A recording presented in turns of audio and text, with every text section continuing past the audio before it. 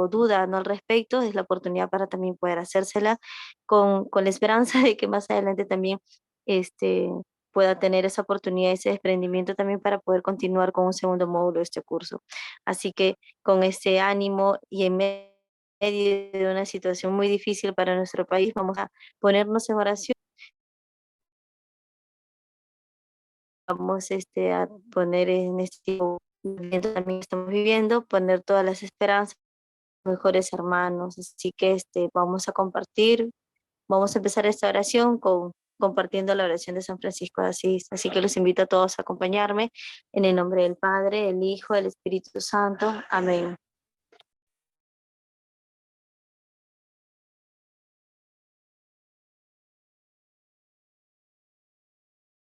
Quien conozca esta oración también puede acompañarnos, puede acompañarme con esta oración, ¿no? Oración de San Francisco de Asís. Señor, hazme un instrumento de tu paz. Donde haya odio, siempre yo ponga tu amor. Donde haya injuria, ponga perdón. Donde haya duda, ponga fe. Donde haya desesperanza, esperanza. Donde haya oscuridad, déjame traer luz. Y donde haya tristeza, alegría. Oh Divino Maestro, concédeme que no busque ser consolado, sino consolar, ser comprendido, sino comprender, ser amado, sino amar. Es dando que recibimos, es perdonando que somos perdonados, y es muriendo que nacemos a la vida eterna. Amén.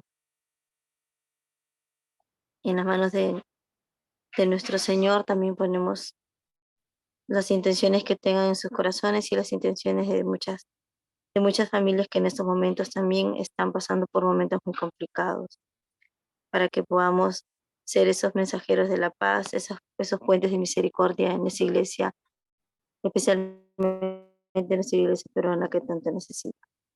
Así que juntos como hermanos vamos a decir: Padre nuestro que estás en el cielo,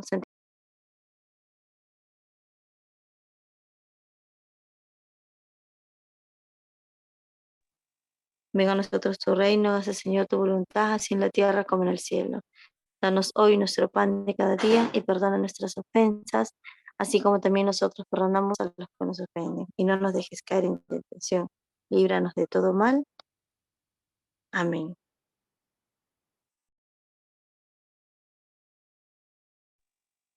Vamos a también pedir a nuestra Madre del Cielo para que pueda seguir intercediendo por nosotros y que nos siga cubriendo con su manto bendito. Les pido me acompañen con una de María.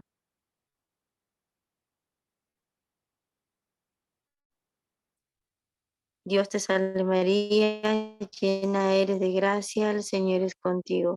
Bendita eres entre todas las mujeres y bendito es el fruto de tu vientre Jesús. Santa María de Dios, por nosotros pecadores, ahora y en la hora de nuestra muerte. Amén. Y que todo lo que hagamos hoy, mañana y siempre, que sea para darle gloria al Padre, al Hijo y al Espíritu Santo, como en el principio, ahora y siempre, por los siglos de los siglos. Amén. En nombre del Padre, el Hijo y el Espíritu Santo. Amén.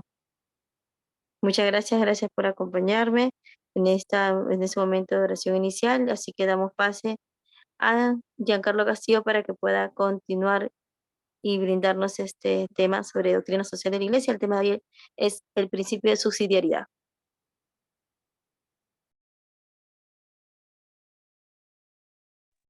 Sí, muchas gracias, Susan. Vamos a comenzar entonces este quinto y último tema, como lo había anunciado Susan, y vamos a tratar de explicar por qué el principio de subsidiariedad es un principio importante para poder configurar cualquier ordenamiento jurídico basado en la justicia, en la caridad, en la verdad. Y vamos a darnos cuenta también de qué manera el principio de subsidiariedad es una respuesta adecuada ante las propuestas equívocas del socialismo, como es el asistencialismo, ¿verdad? Bueno, vamos a comenzar a hablar entonces del concepto de subsidiariedad. El primero en desarrollar el tema de subsidiariedad fue la Iglesia Católica a través de un papa, que fue el Papa Pío XI. Ya esta palabra se había mencionado con antelación, pero el primero en desarrollar este concepto fue el Papa Pío XI en su encíclica Quadragésimo Anno, bien, del año 1931. No han sido los poderes políticos, ni las filosofías políticas, ni jurídicas, las que introducen en el derecho el principio de subsidiariedad, sino que ha sido la Iglesia la que ha enseñado esto a los pueblos de la tierra.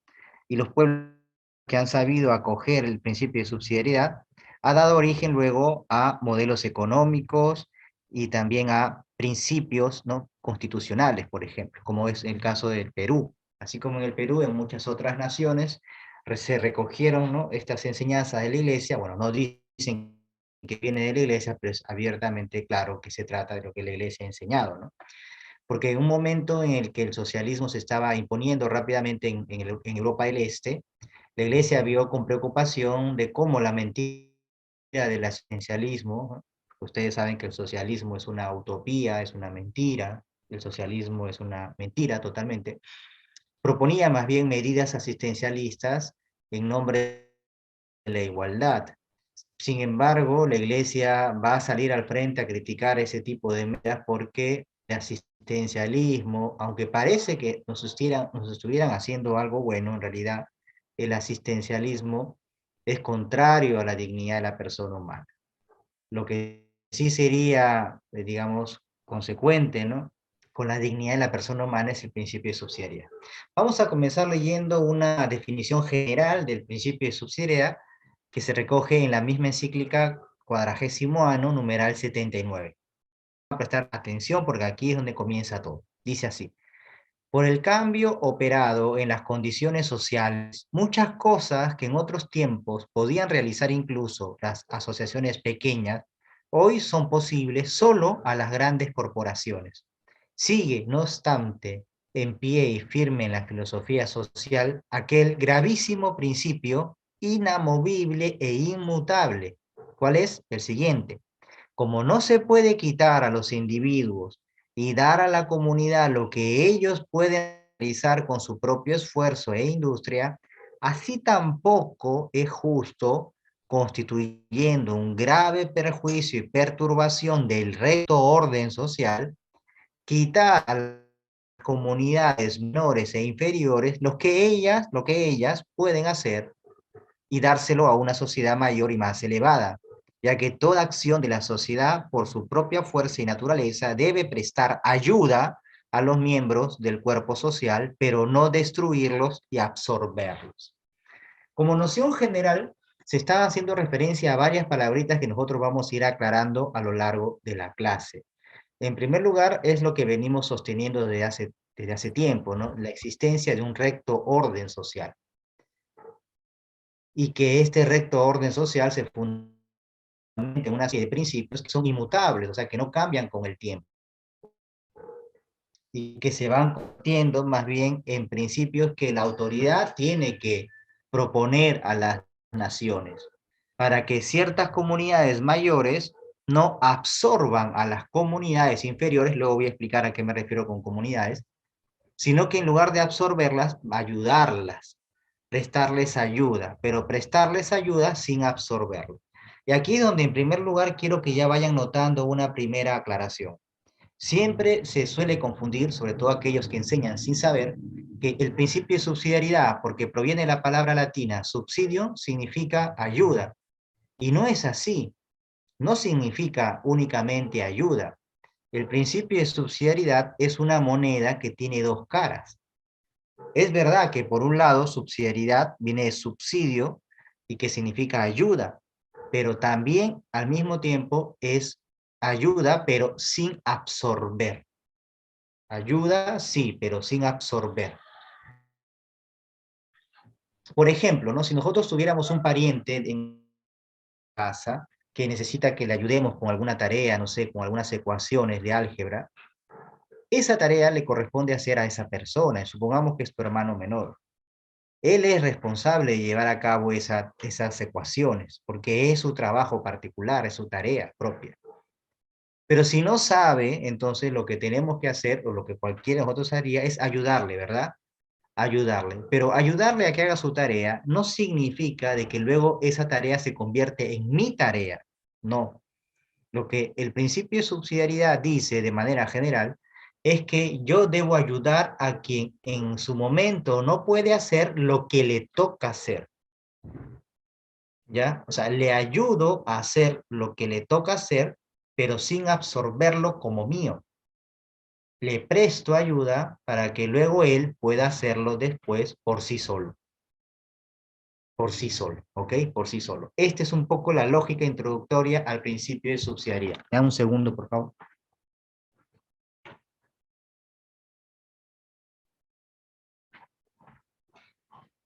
Ya.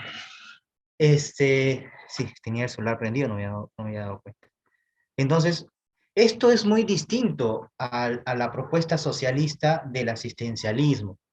En el asistencialismo, lo que el Estado dice es que soy yo quien te voy a ayudar porque tú no vales nada y no sabes hacer nada y que dependes, por lo tanto, siempre de mí. Eso es contrario a la dignidad de la persona humana. Pensar que tú no tienes nada que aportar a la sociedad y que no puedes hacer nada y que el Estado lo tiene que hacer todo por ti, eso en realidad, aunque parezca que fuese bueno, no es bueno. Es más bien considerarte un inútil y eso va en contra de tu dignidad. En cambio, el principio de subsidiariedad dice, ¿no? Yo no voy a hacer esto porque esto te toca hacer a ti y tú lo puedes hacer, pero no lo puedo hacer. Entonces, en lugar de quitártelo porque no lo puedes hacer, yo te presto una ayuda para que lo hagas tú.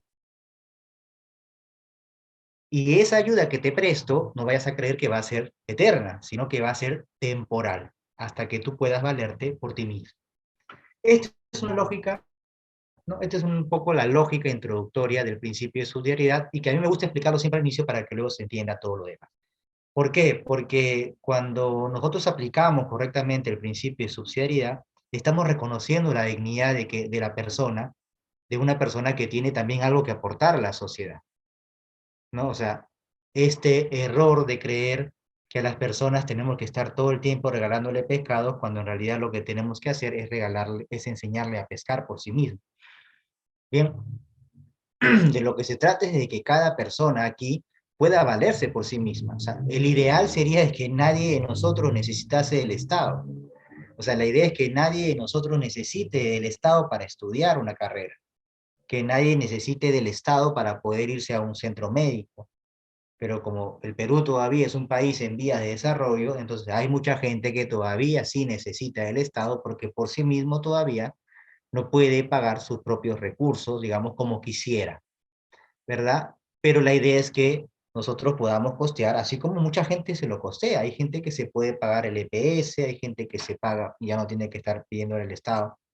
Aunque no es que tanto el Estado, ¿no? En realidad quien paga tu seguro es, sobre todo, el mayor porcentaje es la empresa privada, ¿no? Que aporta por ti un 9% para que el Estado con eso pueda garantizarte servicios de salud. Entonces, la idea es que sí, o sea, que uno no tenga que ir, si se pudiera, ¿no? Llevar a los hijos al colegio nacional porque uno podría pagar un colegio privado. Esa es la idea, esa es la idea. Pero bueno, y no se pueda, entonces el Estado presta una especie de subsidio para que las personas puedan hacer lo que en principio no pueden hacer, pero que les corresponde hacer. O sea, la subsidiariedad garantiza muchas cosas. Es un principio que garantiza de que el Estado no debe quitarle nada a nadie, sino que el Estado lo que tiene que hacer es que cuando no pueden hacerlo por sí mismos, les presta una ayuda para que luego ya puedan hacerlo por sí mismos. Durante la pandemia, por ejemplo, se dio el caso de que muchas empresas comenzaron a quebrar. Entonces el Estado no va a decir, bueno, como estás quebrando, quiere decir que ya tú no lo puedes hacer, no vale nada, me agarro las empresas. No, el Estado no puede hacer eso. El Estado lo que tiene que hacer es lo que hizo, ¿no?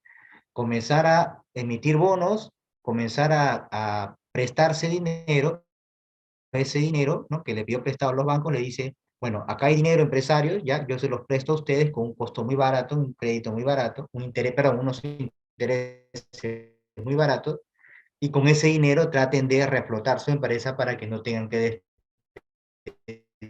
despedir trabajadores. ¿Se dan cuenta? Ese no pueden hacer en su momento sino impulsar. Ha ocurrido, por ejemplo, también con el tema de la URIA, aunque el Estado que hemos tenido es un desastre, ¿no? Porque había campesinos, algunos terratenientes, grandes terratenientes, estamos contentos porque ellos no han tenido ningún problema, porque ellos han salido, ante la inutilidad de este gobierno, ellos han salido solitos a buscar su uria al extranjero, y han comprado uria y han podido sembrar, ¿no? Y por ese lado no va a haber problemas con la cosecha, pero algunos que tienen tierras pequeñas, ellos sí han tenido problemas porque no han podido conseguir uria en el extranjero. Y entonces el Estado no va a venir a decir, bueno, a ver, tú eres un campesino con pocas tierras, has fracasado porque no te has conseguido uria por ti mismo, entonces yo me voy a agarrar tus tierras porque tú no puedes sembrar. No, ¿no? Y tú quédate ahí sentado que yo te voy a dar los vegetales. No, eso no debe hacer el Estado. Entonces el Estado lo que ha hecho es ir a buscar uria al extranjero y luego de buscar esa uria le ha intentado comprar uria para dárselo a los que no pudieron conseguir. ¿Ya? En este momento, por ustedes mismos no se pueden valer, entonces yo les voy a dar un subsidio, una ayuda para que ustedes puedan recuperarse y valerse nuevamente por sí mismos. Lo penoso del caso, lo penoso del caso es que ni siquiera el Estado ha sabido hacer subsidiario, ¿no? Porque lamentablemente había habido tantos delincuentes como nunca creo en en el poder ejecutivo, que 4 veces se ha intentado comprar urea en el extranjero y las 4 veces han fracasado. Desde la primera vez que nos enteramos que con los brasileños se quiso hacer un negocio para comprar urias, bueno, se descubrió que por debajo se estaba pues cometiendo actos de corrupción, se estaban sobrevalorando los precios.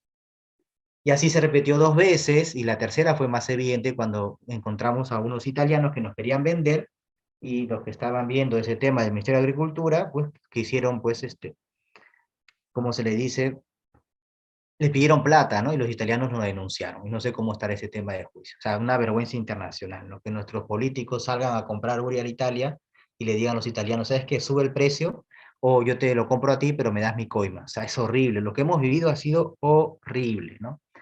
Nunca habíamos pasado una vergüenza a nivel internacional, ¿no? Imagínense. Bueno, en fin. Pero más o menos vamos entendiendo cuál es la labor del Estado, es decir, brindar subsidios allí donde la gente no puede hacer lo que le toca hacer. Entonces brindo una ayuda para que luego la persona pueda hacerlo por sí misma.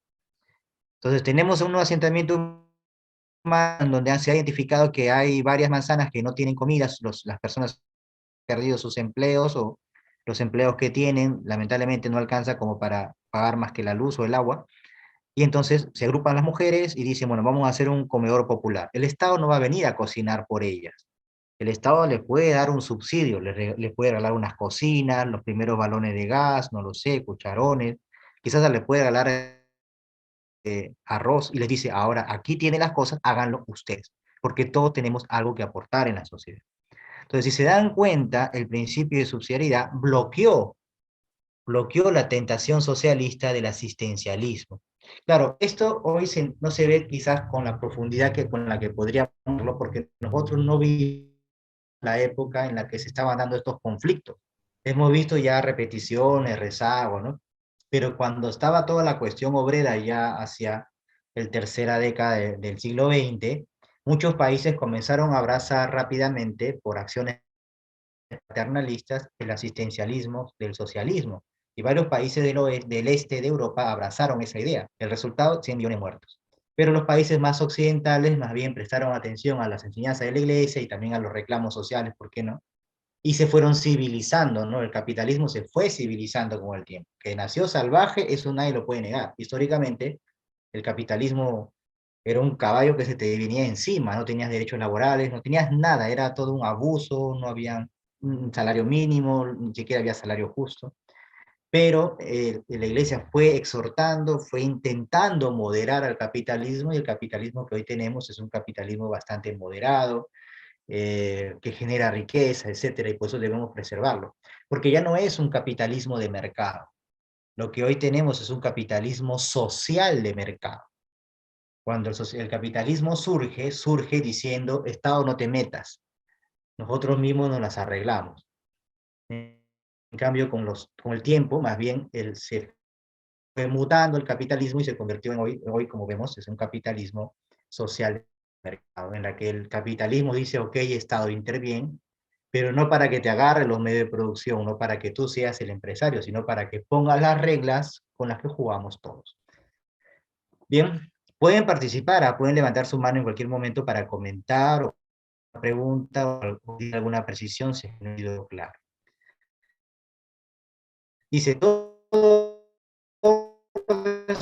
social justo se configura sobre la base de principios inmutables, perdón, dignidad de la persona humana, bien común, destino universal de los bienes, participación, subsidiariedad o subsidiariedad, que hemos venido estudiando. Dice, el principio de subsidiariedad también es, por tanto, un principio inmutable del orden social justo. Este principio de subsidiariedad establece una correcta relación para el trinomio autoridad, comunidades y personas. Dado que en la sociedad existen comunidades o asociaciones intermedias mayores y menores, la autoridad, el Estado, tiene el deber de impedir que las menores, las asociaciones menores, o terminen siendo absorbidas por las mayores. Ah, ya, profe, se refiere a monopolio, ¿no? Exacto. Por eso el monopolio aquí en el Perú está prohibido constitucionalmente. Precisamente principio de socialidad, así como combate al asistencialismo de las falacias socialistas, también al mismo tiempo el principio comenzáramos a recoger la enseñanza social de la iglesia y a partir de estos principios comenzáramos a edificar, ¿no? Por eso se llama doctrina, ¿no? Comenzáramos a edificar nuestra sociedad, el país que queremos, seríamos de todas maneras mucho mejor de lo que hoy somos, seríamos un mejor país. En la historia han ido apareciendo algunos movimientos políticos, ¿no? La socialdemocracia, por ejemplo, ¿no? El Partido Demócrata Cristiano, etcétera, el PPC, que es histórico también, han ido surgiendo modelos políticos, económicos, basados en la DSI. El problema es que luego con el devenir también han ido cayendo en desuso esos principios porque los han dejado de aplicar y se han ido más bien acomodando a las nuevas modas de pensamiento. Y eso a la par ha terminado pues por condenarlos a la extinción prácticamente. El PPC todavía como que se resiste, por ahí hay algunos rezagos del PDC, que es el Partido Demócrata Cristiano, pero casi ya nadie los visualiza. Quizás el único partido que hoy día sí, sé que hay un movimiento que se está formando que se llama el ABC, no sé si ustedes lo conocen, se llama Acción por el Bien Común. Esa alternativa me parece por lo menos interesante. Se está formando recién, están llegando a algunas provincias, no sé si ustedes habrán tenido contacto, pero si tienen contacto, sería bueno que se involucren con ellos. Conozco al fundador de ese movimiento, se conocen como ABC, ¿no? Pero significa Acción por el Bien Común. Todo ese movimiento político que se está formando está totalmente configurado a la luz de la doctrina social de la Iglesia. Está, no es mi amigo, pero conozco quién está, es un señor ya mayor, el que ha fundado esto se llama Burke, ¿no? No me acuerdo su apellido, pero es Burke. Y creo que está haciendo las cosas bien, claro, esto es un proceso lento, tardará sus años, etc. Y actualmente el único partido político, el único que ha fundamentado todo su ideario en función a la DSI fue el Partido de Renovación Popular. No hay otro. El único que se configuró en función a la DSI fue ese. Con matices porque hay muchos evangélicos, ¿no? En el Partido de Renovación Popular. Hay muchos evangélicos y por eso es que allí hay ciertos matices, pero los evangélicos, y esto es lo interesante, ¿no? Son los mismos protestantes, estudian, por si acaso si no lo sabían, los protestantes estudian dos cosas de los católicos. Uno, la ética, ¿no? La ética la estudian ellos. Los profesores de protestantes estudian ética católica y estudian, por lo tanto, también doctrina social de la iglesia, ¿no? Porque es compatible con la enseñanza cristiana. Así que ahí le doy muestra porque tenemos que aterrizar todo lo que hemos venido estudiando. Hay cosas que aterrizar. Dice, dado que en la sociedad, bueno, esto ya lo dije, más aún dice, esta labor del Estado debe llegar hasta la misma persona en concreto con el fin de que la persona no termine siendo absorbida por el sistema. Eso es lo que de eso se trata, que la persona no termine siendo inutilizada, absorbida, para que luego papá Estado se encargue de todo. Aunque hay gente que sí quiere, hay gente que no quiere trabajar, hay gente que no quiere producir, hay gente que no confía en sus capacidades ni tampoco en su dignidad y quiere que el Estado le dé todo. Cada vez que eso suceda, en realidad el Estado va a dar poco, ¿no? Dice, así el llamado rol subsidiario del Estado se traduce en términos de prestación de ayuda, o sea, subsidium, ¿no? Que en latín significa ayuda. Vamos a aclarar algunos términos que hemos venido mencionando, que seguramente ustedes conocen, pero quizás no con estas palabras, pero de hecho lo conocen. ¿Qué son comunidades? ¿No? Hemos hablado de comunidades. Las comunidades son sociedades, también se les llama cuerpos intermedios, grupos intermedios, instituciones intermedias, estructuras sociales, sociedades intermedias, etcétera. ¿Y cuáles son esas estructuras intermedias? Bueno, la familia, los colegios, universidades, postas, etcétera. transporte, comedores, partidos políticos, iglesia. Todos esos movimientos, todas esas instituciones son llamados instituciones intermedias o cuerpos intermedios. Tiene varios nombres. ¿Qué cosas son las instituciones intermedias? Aquí está el concepto clave, ya, porque no cualquier institución puede ser considerada como institución intermedia. Dice así, ¿no? Primera definición de Galindo, página 361. Dice así: las instituciones intermedias son aquellas que responden a las necesidades permanentes o derivadas, más o menos, directamente de la naturaleza del ser humano. Todas las instituciones que ustedes ven allí en pantalla no son arbitrarias, emanan de la misma naturaleza humana, ¿no? Por ejemplo, la Asociación de Transportistas es un cuerpo intermedio. ¿Por qué es un cuerpo intermedio? Porque por naturaleza el hombre siempre ha tenido esa vocación de transportarse de un lugar a otro, ¿no? Esta idea del homo viator, el hombre que transita, el hombre siempre es un transeúnte, somos transeúntes, incluso no solo en la vida terrenal, sino también en relación, ¿no?, con perspectiva a la vida sobrenatural. Y eso emana en nuestra propia naturaleza. El hombre ha migrado por todos lados. También los hospitales, por naturaleza, el hombre busca siempre estar sano, buscar su salud. Familia, no se diga más, por partidos políticos, no se diga más, el hombre es por naturaleza un animal político, ¿no? Es un ser social, no puede no ser social. No, deportes, todo eso emana información. ¿Por qué información? Los medios de comunicación son instituciones intermedias que emanan de la misma naturaleza humana. Que ahora, que los medios se corrompan es otra cosa. El hombre por naturaleza quiere saber la verdad. Ya lo decía Aristóteles, el libro 1 de la metafísica, ¿no? Los hombres por naturaleza quieren conocer. El hombre está hecho para la verdad, por eso emanan instituciones que tienen esa intuición de buscar siempre la verdad. Comedores populares, obviamente, el ser humano necesita por naturaleza comer, no es que yo como porque el Estado dice que yo debo comer, no, yo como porque por naturaleza, si no como me muero. Entonces, en primer lugar, ustedes se dan cuenta, o sea, todo está pensado, no es que simplemente uno dice, vamos a hacer las cosas por hacerlas, no, todo obedece a un sentido, por eso se llama doctrina social de la Iglesia. Entonces, estamos de acuerdo de que existen unas instituciones que emanan de la misma naturaleza humana. Pero luego Bastos de Ávila, en la página 186, va a añadir un concepto que va a complementar al anterior respecto a las instituciones intermedias. Va a decir que, en sentido general, todas las formas de organizaciones sociales, son todas las formas de organizaciones sociales que mediatizan las relaciones entre los individuos y el Estado. Ahí está. Por eso se le llama intermedias, porque está en el medio para mediatizar, conectar a la persona con el Estado. ¿Las empresas son instituciones intermedias? Por supuesto, porque mediatizan a la persona con respecto al Estado. Y luego también se mencionó de que algunas de estas son de orden superior, dice, y algunas son de orden inferior. ¿A qué se refiere con eso? Es que hay algunas empresas que son más grandes que las otras. Hay comedores populares que son mucho más grandes que los otros. Hay partidos políticos que son mucho más extensos a nivel nacional que otros. Hay iglesias también más grandes, obispados más grandes, o parroquias más grandes, jurisdicciones parroquiales más grandes que otras, ¿no?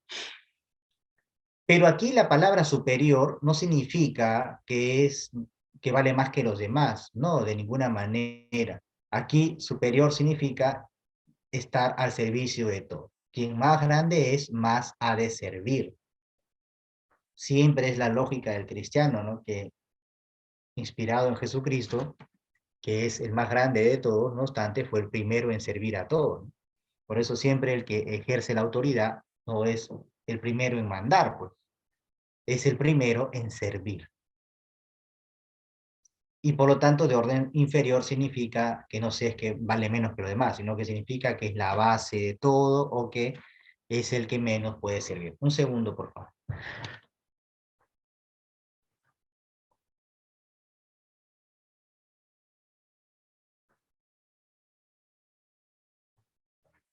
Ya, seguimos. Entonces, no sé si hasta aquí tienen alguna pregunta. Estamos ya definiendo términos, ¿verdad? Estamos definiendo términos. Si tienen alguna pregunta, pueden levantar la mano. Vamos ahora sí a una noción específica que fue dada tiempo después por el Papa San Juan Pablo II, ¿no? En su famosa encíclica, creo que una de las mejores de Doctrina Social de Iglesia, llamada Centésimos Annus. Allí nos dice en el numeral 48 lo siguiente sobre el concepto de subsidiariedad.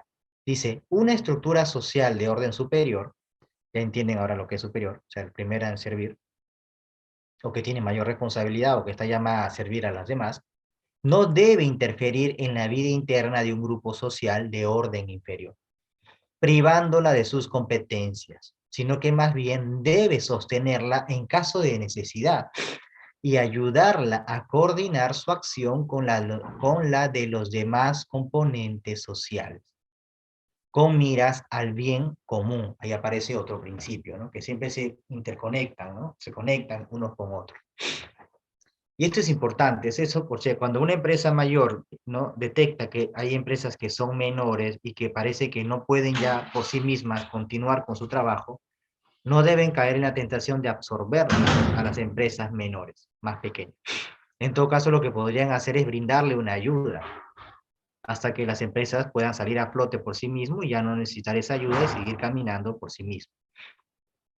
Dice, esto hace posible que todos los cuerpos sociales, por menores que sean, puedan desempeñar las funciones que les competen cada vez más y mejor, sin miedo a ser eliminadas por el sistema económico social, o incluso por el mismo Estado, que también podría caer en esa tentación. Concretizando, esto se aplica en la casa, esto se aplica en el barrio, esto se aplica hasta en el trabajo, ¿no? Si ustedes tienen la posibilidad de tener personas a su cargo y se dan cuenta que uno de sus trabajadores no hace bien su trabajo, no se le despide, no se le despide, pero está haciendo mal las cosas. Es que, entonces, ¿qué tienes que hacer? Le tienes que enseñar a hacer su trabajo. Toda esta idea, todo este concepto de inducción, ¿no? Cuando un profesor es contratado por una empresa, o en mi caso digo, ¿no? Hablo de lo que me pasa a mí, pero creo que les pasa a todos, ¿no? Cuando somos contratados en una universidad, lo primero que hacemos es, después que hemos pasado todas las pruebas y ya somos contratados, pasamos por un proceso de inducción. Un proceso de inducción por medio del cual se nos explica cómo hemos de trabajar. Y si luego de que que hemos recibido la inducción, en el camino fallamos, no se nos despide, sino que se nos brinda un asistente que nos explica, a ver, ¿por qué no puedes hacer, profesor, ese trabajo que te toca hacer a ti? Ah, es que mira, con esto de la tecnología, ¿no? Algunos jóvenes nos conectamos, bueno, más o menos, yo tampoco soy tan bueno en la tecnología, me ha costado también adaptarme a estos medios, porque andamos migrando del Teams, luego pasamos al Zoom, ¿no? En la UPC estamos con el Blackboard, en el posgrado de la Católica de Trujillo también estamos con el Blackboard, y uno en realidad, y bueno, San Marcos está con el Meet. Qué dolor de cabeza, en verdad, yo no sé, cada sistema funciona diferente, pero hay profesores mayores a los que sí les cuesta incorporarse a estas tecnologías. Entonces, ¿se le va a despedir? No, aplica subsidiariedad. Bueno, profesor, usted debería saber hacerlo, pero bueno, como no puede hacerlo, le vamos a dar un subsidio. Le damos videos, le damos un PDF donde explica paso por paso, o sea, se le da subsidios para que el profesor pueda aprender y luego hacerlo por sí mismo, pero no se le elimina. No se le dice, bueno, profesor, usted no sabe, mejor lo deja a un costado, yo voy a hacer cargo de su trabajo, despedido. No, eso no se hace. En una empresa sucede igual. En cualquier empresa en la que tú trabajas, perdón, practicar esto también, porque estos principios son de naturaleza moral. El asistencialismo o el despedir a alguien es una acción moral, ¿no?, moralmente mala. En cambio, la subsidiariedad es una acción moralmente buena. ¿Por qué? Porque corresponde con la dignidad de la persona. Entonces, no tienes que votarlo, le tienes que explicar. Porque no has hecho bien tu trabajo, bueno, es que no sé, bueno, te voy a enseñar cómo se hace. ¿Se dan cuenta? Y entonces, y ahora que ya sabes hacerlo, sí, ahora hazlo, pues, hazlo. ¿Se dan cuenta?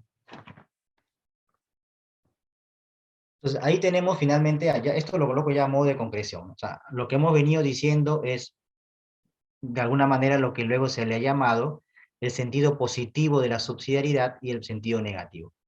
El sentido positivo, la subsidiariedad, que sería ayuda, que es lo que la mayoría de los profesores siempre enseñan, ¿no? Ah, la subsidiariedad es prestar ayuda a aquellos que no pueden valerse por sí mismos, porque son de rango inferior. Ya, pero también se olvidan de decir de que existe un sentido negativo. El sentido negativo significa no absorber, no absorber. ¿Ok? Esto ustedes tienen que recordar. Te ayudo, Sí, pero sin absorberte. Es decir, no termino haciendo mía la tarea que a ti te toca hacer. ¿Por qué? Porque se supone que la persona que está más próxima a un problema es la que está llamada a resolverlo. Yo no tengo que resolver. La tiene que resolver la persona que está más próxima al problema. Y si no lo puedes hacer sabiendo que te toca, entonces te ayudo para que luego tú puedas hacerlo por ti mismo. De eso se trata el sentido positivo. Ayuda. Sentido negativo, no absorber. Y todo esto está documentado en el compendio de la SI, numeral 186. Algunas manifestaciones prácticas, dice el principio de subsidiariedad. Como siempre, citando a nuestro autor, profesor Mercedes Navarra, Domenech Melech, en su obra Cristianos en la Sociedad, pues menciona algunas cuestiones prácticas, ¿no? En la página 6970 yo he recogido dos, pero él menciona otras más. En la familia y en la escuela, dice, exige que cada miembro de la familia o cada alumno, en el caso de la escuela, encuentre apoyo necesario, pero respetando la iniciativa y la responsabilidad de cada uno, de modo que cada uno haga aquello que es capaz de hacer, ¿no? De razón, por ejemplo, en las universidades existen unos grupos que se llaman calidad educativa, ¿no?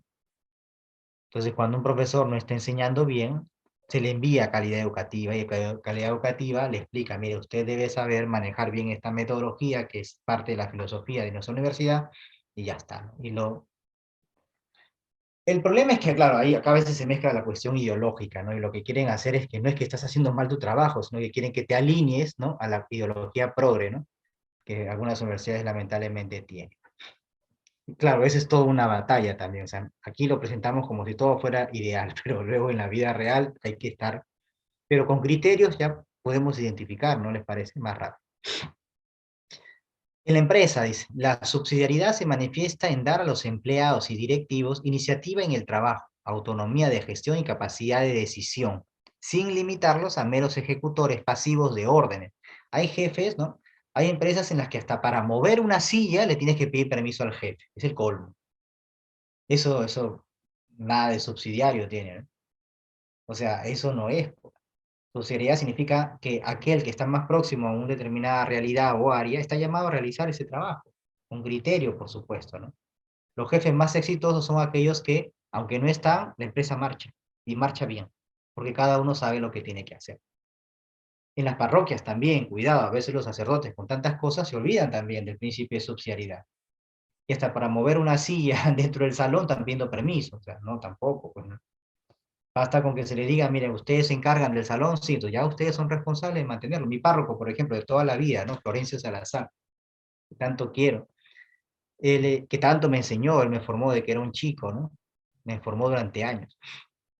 Él siempre me decía, ¿no? Ya ustedes saben, ¿no? Usted se le da un saloncito, tiene un cuartito aparte, me acuerdo en esas épocas, tiene, y usted ya sabe lo que tiene que hacer, yo no le voy a estar diciendo limpien el salón, ¿no? Cuidado con las luces.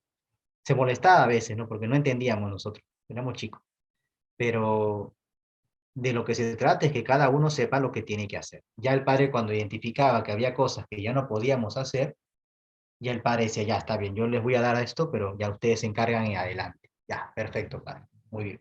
Esa es subsidiariedad, pues, ¿se dan cuenta? A veces nosotros sin darnos cuenta tenemos actitudes paternalistas y queremos nosotros darlo todo y no es así. No es así. Te puedo dar esto porque en este momento no puedes hacer lo que te toca hacer. Así que te voy a dar esa ayuda para que lo puedas hacer. ¿Ok? Salvo en algunas situaciones, creo que lo explicaba la otra vez en la clase, ¿no? Salvo en algunas excepciones, tendría que analizarse bien el tema, no aplicaría este criterio de no me des pescados, enséñame a pescar. Creo que esto lo hablamos la clase pasada. O sea, hay ciertas circunstancias en las que no te puedo enseñar a pescar en este momento, ¿no? Supongamos que te encuentras con una persona y dices, bueno, no te voy a dar limosna, no te voy a dar pescado, así que si quieres vente a mi fábrica a las 3, a las 8 de la mañana te voy a enseñar a trabajar. La persona no ha comido una semana, ¿con qué fuerza va a trabajar? ¿Me dan cuenta? O sea, a lo mejor no has comido una semana y el hombre está casi muriéndose, no lo voy a poner a trabajar, pues. Salvo en esas circunstancias y quizás otras, sí conviene dar asistencia, ¿no? Te doy alimentos, ¿no? Te doy una donación, te doy alimentos, ¿ya estás bien? Sí, ya recuperé mi fuerza. Bueno, ¿ahora quieres trabajar? Sí, sí quiero trabajar porque quiero valerme por mí mismo. Esa es dignidad, pues. Esa es dignidad. ¿Se dan cuenta? Esa es dignidad. El compendio de la SI ofrece también algunas orientaciones concretas a considerar para el ejercicio práctico de la subsidiariedad, ¿no? Y que podemos resumirlas de la siguiente manera. Dice, con el principio de subsidiariedad se protege a las personas de los abusos de las instancias sociales superiores. O sea, protege a la persona de que otras personas con más poder, ¿no?, le quiten lo que estaba haciendo porque no sabe hacerlo. Se reconoce la dignidad de la persona, ¿no? Que toda persona, cuerpo intermedio de autoridad, tienen algo de original que ofrecer. Esto es importante. Todos tenemos algo original que ofrecer a la comunidad, con miras al bien común. Se hace posible que todos sean parte activa de la realidad política y social del país, ¿no? Todos tenemos algo que aportar a nuestro país, más aún en la situación en la que estamos. Estamos viendo una situación en la que un grupo de gente que es totalmente minoría, no equivale ni al 1% de la sociedad peruana, pero que se está portando mal y que por sus mismas acciones están muriendo, se han encaprichado en que quieren algo a toda costa, cuando en las reglas de la democracia se supone que debe prevalecer el principio de las mayorías, al menos como base.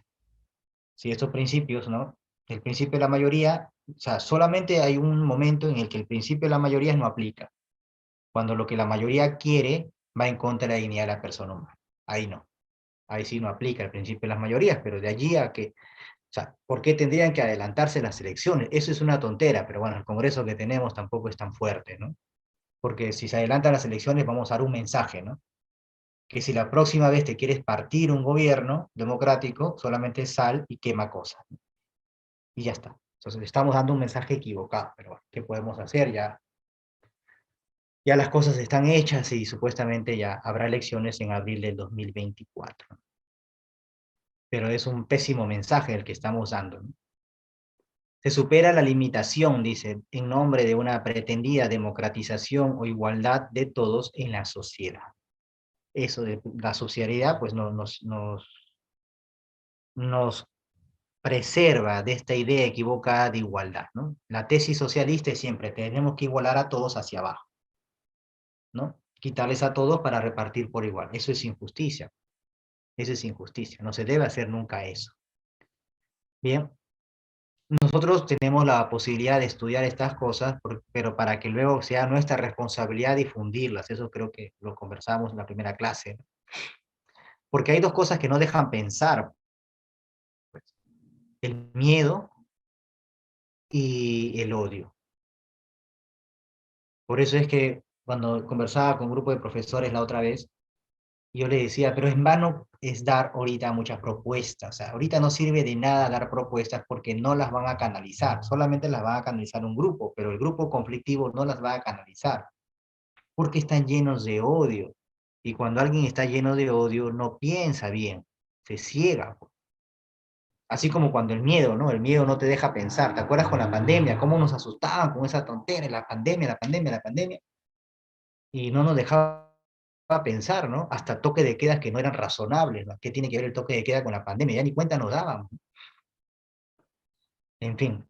Entonces el miedo, pues, no deja pensar. Y uno le explicaba a las personas, oye, pero no hay problema. O sea, si ustedes son personas sanas y nadie en tu casa tiene estos problemas, entonces pueden salir, no hay problema. Más bien deberían darnos horarios más prolongados para que la gente no se hacine, ¿no? No se atiborre por miedo a que van a cerrar el mercado en 4 horas, ¿no? Se dan cuenta cómo el miedo no deja pensar, ¿no? El miedo no te deja pensar. Más bien deberían darnos periodos largos, que deberían haber quitado los toques de queda y decir que el mercado no cerrara a la 1, sino que el mercado cerrara a las 10 de la noche, para que así la gente pudiera ir en espacios más amplios y así no hubiera contagios masivos. ¿Qué podemos hacer? ¿Ya para qué renegar de eso? Pero cuidado, ¿no? El miedo no nos deja pensar, el odio tampoco.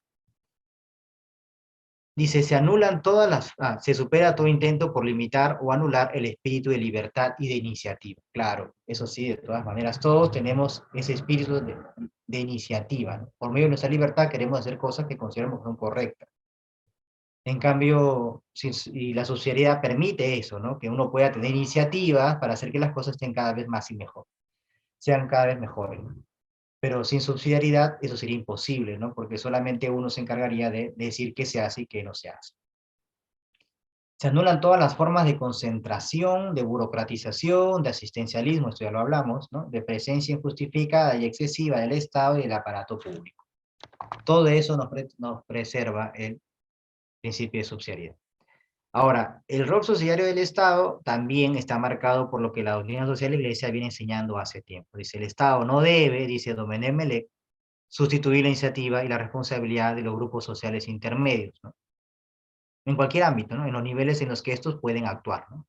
Economía, en caso de las empresas, educación, en caso de universidades o colegios, sanidad, en caso de clínicas, ¿no? O hospitales, asistencia social, ¿no? Albergues, lo que fuese.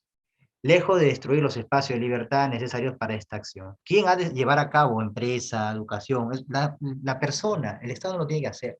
El Estado solamente lo hace porque tiene que brindar, ¿no? Un subsidio para aquellos que no lo pueden hacer por sí mismos. ¿Se dan cuenta? Esta es la lógica sobre la que la Iglesia siempre ha pensado a la sociedad. El Estado está allí, por ejemplo, para dar becas 18 a aquellos chicos que deberían poder estudiar por sus medios, pero que como no pueden, entonces el Estado interviene para que estudien. Perfecto. Y además porque eso contribuye al bien común. Perfecto. Ya ven cómo todo está pensado, ¿no?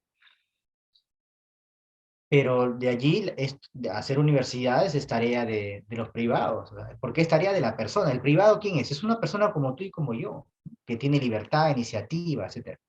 Claro, el Estado está ahí para poner reglas, ¿no? ¿Qué son lo que se puso? ¿Se acuerdan para el caso de las universidades? Antes los dueños de las universidades hacían con su plata, se compraban un avión, un equipo de fútbol, y eso no está bien, porque el Estado le había puesto reglas.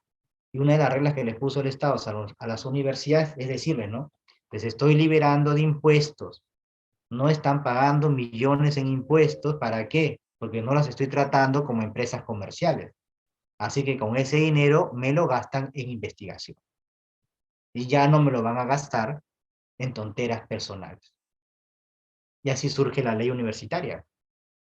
La 2030, no me acuerdo qué otro, 2030, 220, ¿no? Sí, 30-220. Puso orden, pues, ¿no? Puso orden. En ese sentido estamos de acuerdo, ¿no?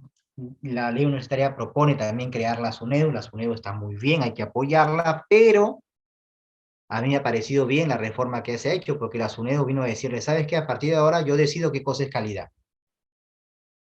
¿Y dónde quedó la autonomía universitaria? O sea, me estás hablando de calidad, sí, pero de tu calidad, ¿no?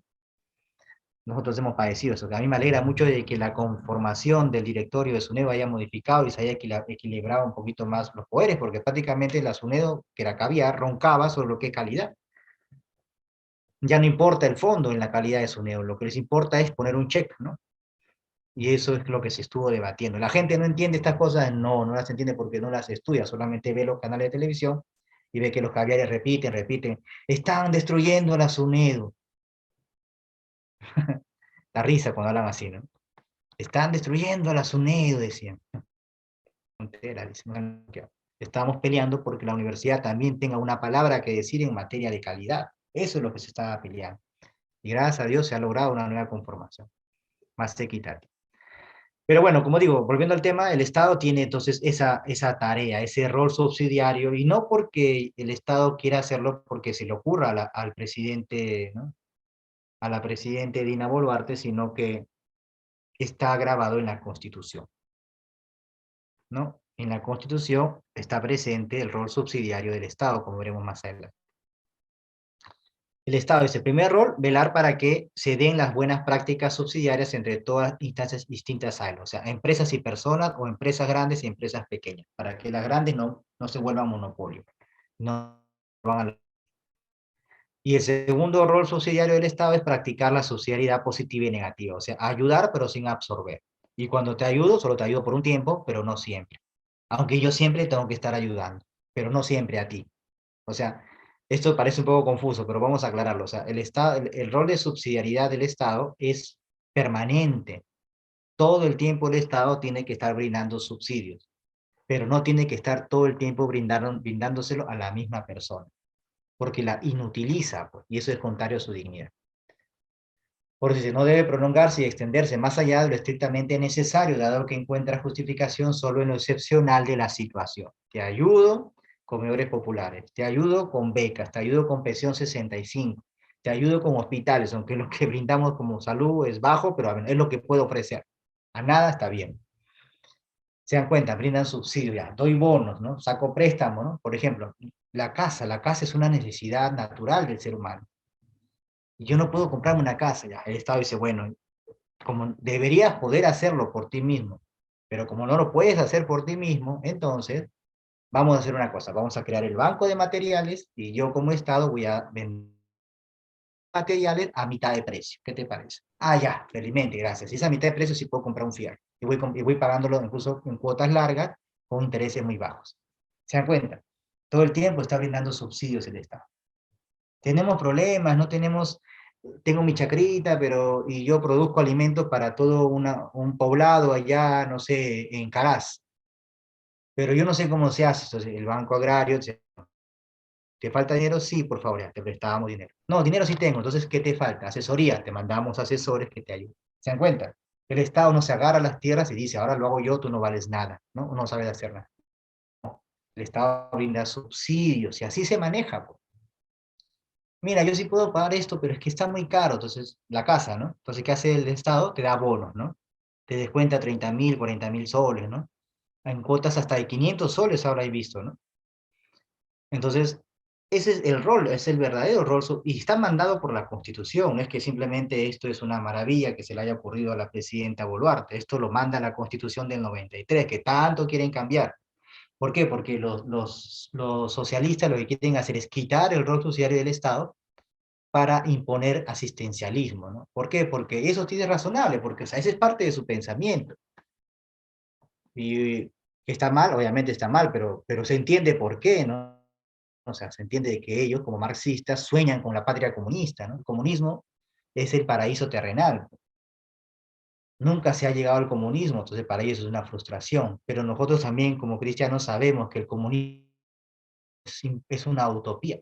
Que el hombre pueda con sus propias manos construir un paraíso en la tierra, eso es imposible. Por más que tengamos toda la tecnología del mundo o tengamos toda la buena voluntad, ¿no? Nuestra inclinación hacia el mal no lo permite. No somos, o sea, decía Ratzinger en su Caritas in Veritatis, ¿no? Creerse autosuficiente y capaz de cambiar el mundo con nuestras propias fuerzas ha llevado más bien a tiranías,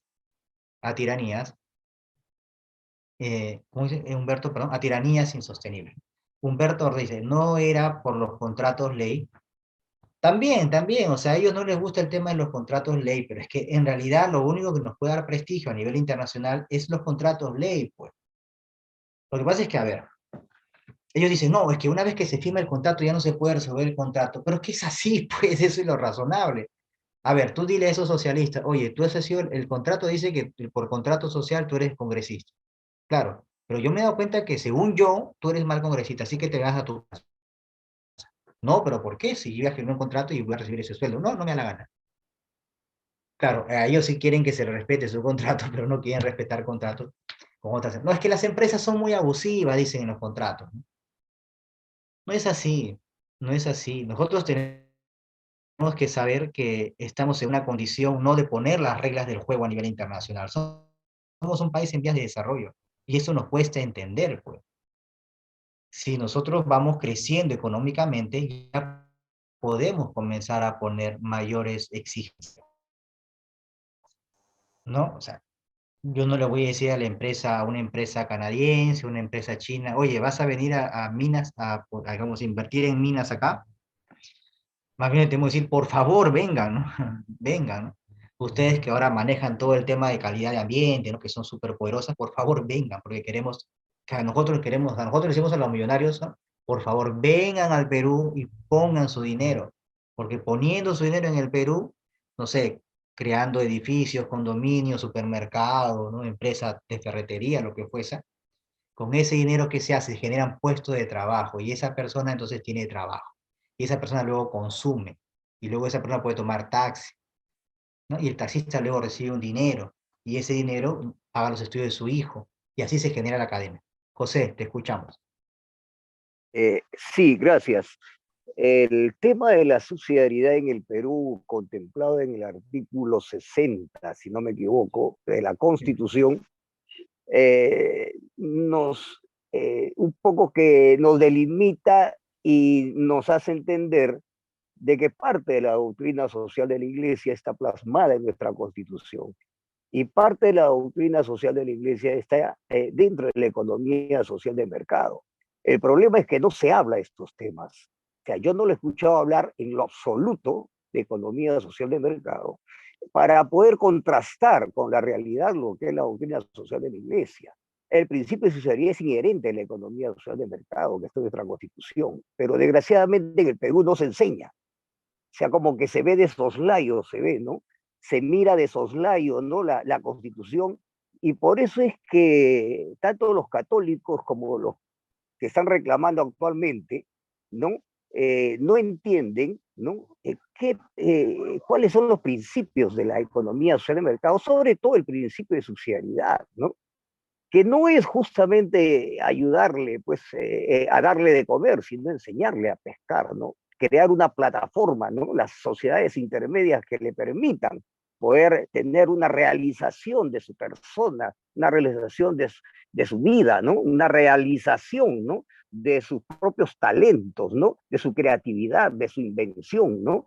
Que le ayude a poder salir adelante. Desgraciadamente el Perú, ¿no? Con estos que usted le llamó gente que odia, ¿no? Es claro, odia esta opresión, ¿no? Odia 30 años de engaños y de mentiras y de nunca hablar la verdad, ¿no?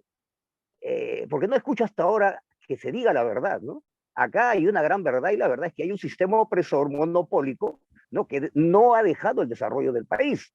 Tenemos hemos duplicado casi 3 veces el PBI, de los cuales del PBI se llevan el 60% de las empresas, ¿no? Y sobre esto es lo que está hablando Humberto, ¿no? Los contratos ley. Los contratos ley es como que si usted me da su casa para que yo la administre y solamente pues de ganancia le doy 2 soles, ¿no? Y de los 98 soles me lo guardo en el bolsillo, ¿no? Eso a mí, y aquí en el Perú y en otro país, yo creo que a la población no le agradaría eso, ¿no? Porque esa riqueza finalmente es de los peruanos. Y en ninguna parte del mundo se hace ese tipo de contratos, ¿no? Bolivia, por ejemplo, ya renegoció los contratos y a nadie le ha parecido mal. O sea, en las cortes europeas, en el CIADE, inclusive han ganado los juicios y lo han felicitado. Pero aquí en el Perú no se habla, es como que se esconde, ¿no? Se tiene miedo a hablar, ¿no? O sea, se tiene miedo de hablar de los que los liberales, ¿no? Entre comillas, han hablado durante siglos, podríamos decir, ¿no? Del problema de las fallas de mercado para impedir el desarrollo de los países, del libre comercio, ¿no? Desde Adam Smith hasta Milton Friedman. Pero acá todos los liberales, entre comillas, pues esconden las fallas de mercado, ¿no? Nunca la mencionan, ¿no? Estoy esperando escuchar hablar algo siquiera, ¿no? De decir, vamos a tratar de ayudar a cambiar este país y hacer justamente lo que manda la Constitución, las sociedades intermedias, una sociedad que permita el desarrollo. Por ejemplo, eliminar los monopsonios. Eso no, parece que no se conociera qué cosas son los monopsonios. Es la organización intermedia más criminal, podría decir, porque está criminalizado en el Código Penal, ¿no? Y la utilización del dumping. O sea, es una actitud, es una conducta criminal que está penalizado, pero nadie lo dice, que le quita el futuro, la esperanza de vida, ¿no? A los agricultores comprándole a precios irrisorios y si no le venden, le hacen dumping, ¿no? Si no le venden el arroz al precio que ellos quieren, pues importan el arroz, se llama dumping. Entonces, eso yo no escucho que se habla. O sea, más aún, los liberales dicen que eso no existe, que eso es mentira, que son problemas del mercado. Pero en otros países está penalizado. Y disculpe que me haya explayado un poco, pero hay mucho por hablar sobre el tema, de cosas que no se dicen de la doctrina social de la Iglesia. Gracias. Sí, gracias a ti más bien, aunque temo que hay algunas imprecisiones, que sería bueno que las comente. A ver, el tema de los contratos ley, que obedece obviamente a lo que está escrito en la Constitución, nadie va a negar que cada vez pueden ser mejores los contratos, sí, en eso estamos de acuerdo. Los contratos podríamos cada día hacerlos mejores. Pero para que nosotros podamos negociar afuera, ¿no? Con estos contratos, necesitamos tener un recorrido, un prestigio.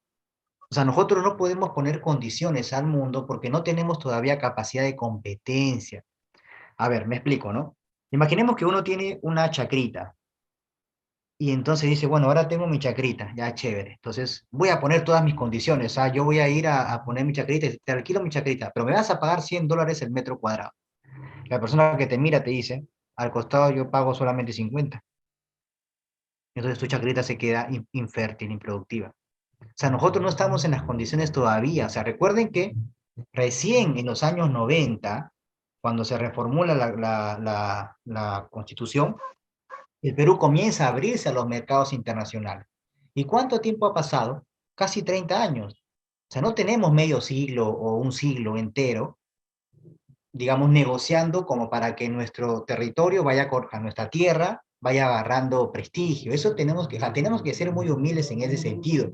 Es como cuando o sea, una vez que vamos haciendo estos contratos, es verdad, duele que a veces, como dice el compañero, sí, duele a veces que sea tan poco valorado. Duele, sí, pero es la transición por la que tenemos que pasar necesariamente. Como cuando tú te pides un crédito. Al principio te dicen, está bien, no te conozco, y el banco te Disculpe, dice, disculpe, pero te Bolivia no vamos a dar un piensa como crédito de 3.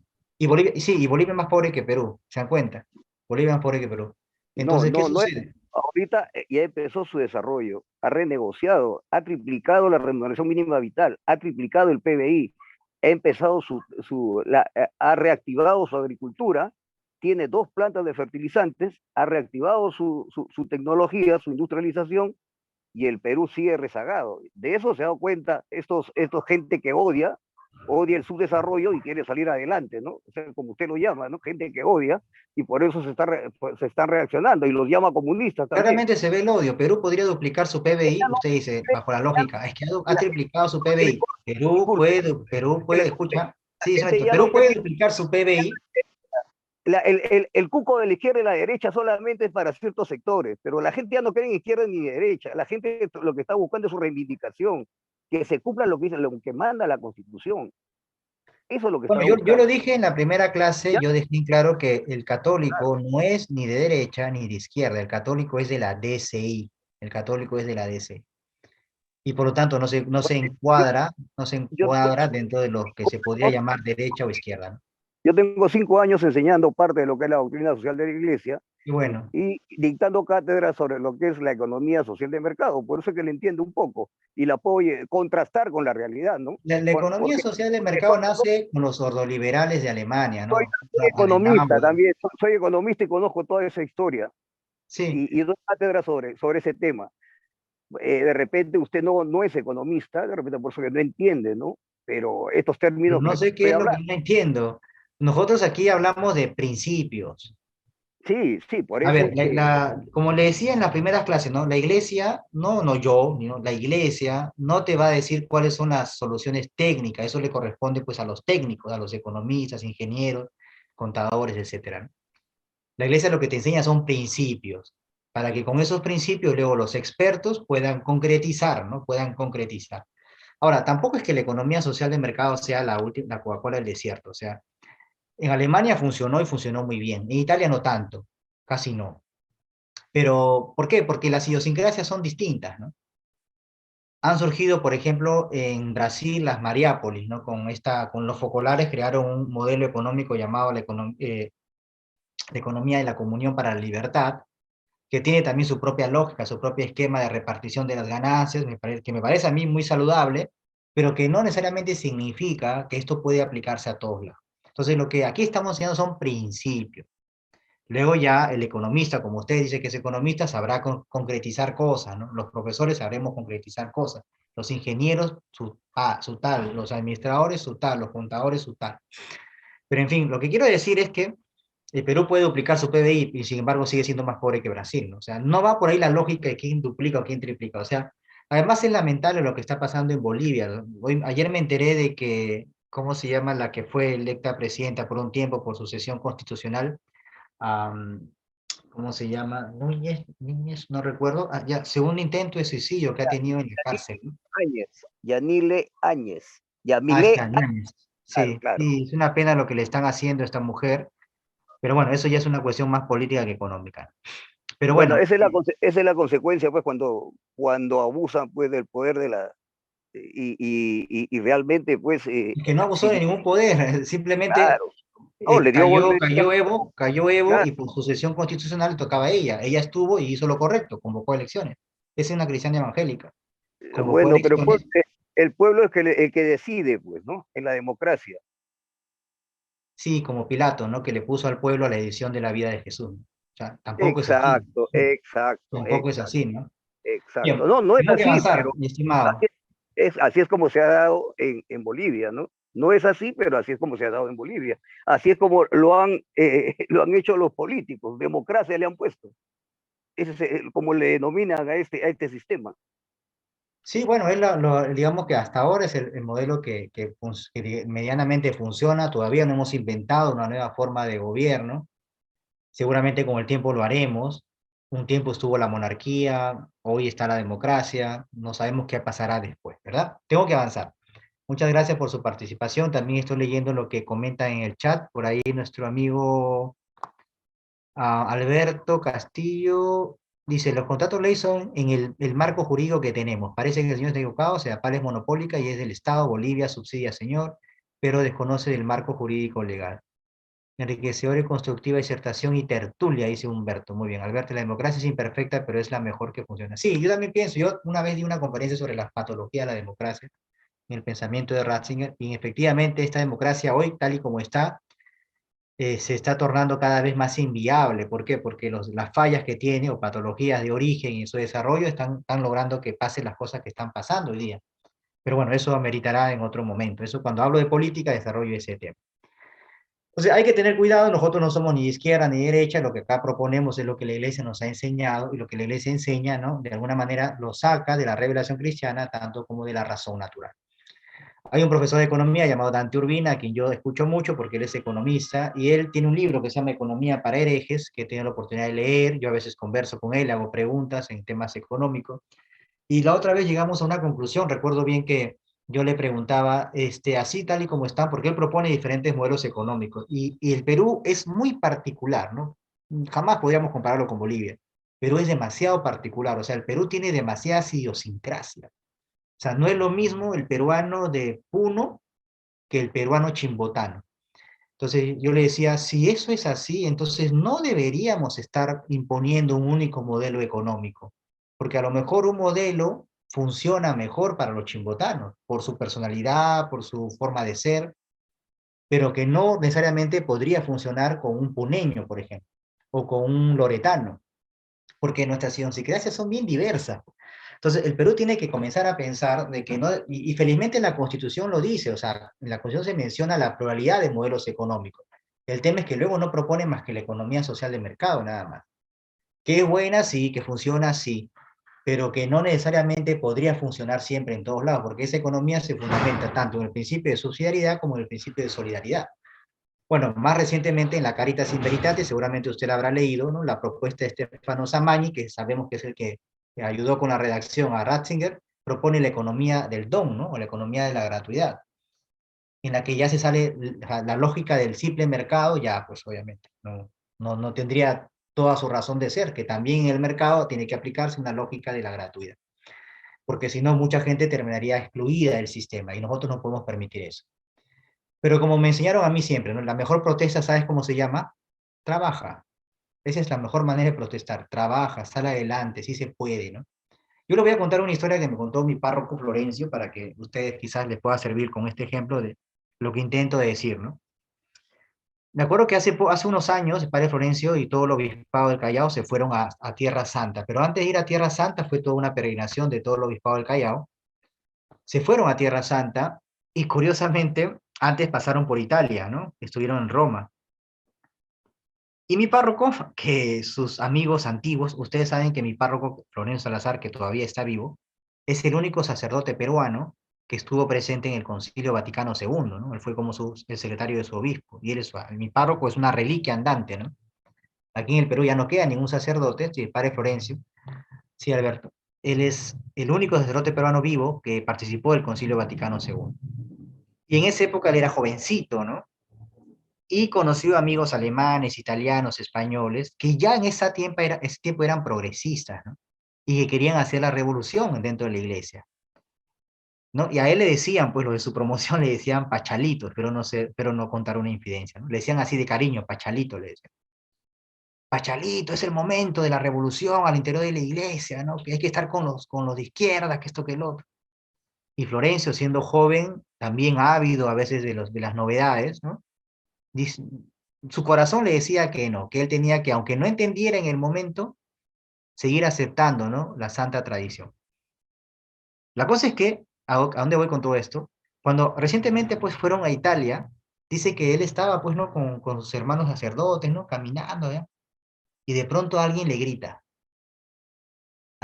Pachalito le grita. Y esa palabra no se la habían dicho en 50 años, ¿no? Y él se sorprende, pues, ¿no? ¿Quién me dice Pachalito?, decía el padre Florencio. Y voltea a ver y no ve a nadie, pues a lo mucho ve un mendigo que estaba pidiendo comida debajo de un puente, ¿no? Pachalito, no me reconoces. Entonces mi párroco se bajó su lente y cuando vio al mendigo, era ese sacerdote progresista, ¿no?, que le estaba invitando a la revolución. Ya había dejado ese sacerdote, y dice Giancarlo, ese sacerdote joven era el que más sabía de todos nosotros. Qué cabeza, ¿no? Hablaba 7 idiomas siendo tan joven. Pero creyó en la revolución, se llenó de odio, etcétera, ¿no? Y padre Florencio me dice, yo en ese momento lo vi, le dice, ¿qué te pasó? Aquí, pues, Pachalito, me salí de la iglesia, ya obviamente anciano, ¿no? Pero has terminado como un mendigo, yo te dije. Así le dijo Florencio, ¿no? Y este hombre le responde, no molestes, Florencio, ya, ¿no me ves cómo estoy para que me vengas a juzgar? Y Florencio dijo, sí, pues qué tonto, ¿no? ¿Qué hago yo diciéndole yo te dije? Y él me dijo eso una vez, me dijo, ¿no? Para que veas, yo no pensé que él viajó, creo, ya superado los 70 años a Roma. O sea, nunca pensó que ese sacerdote brillante, joven en su momento, lleno de odio, eso sí, iba a terminar como terminó, pues.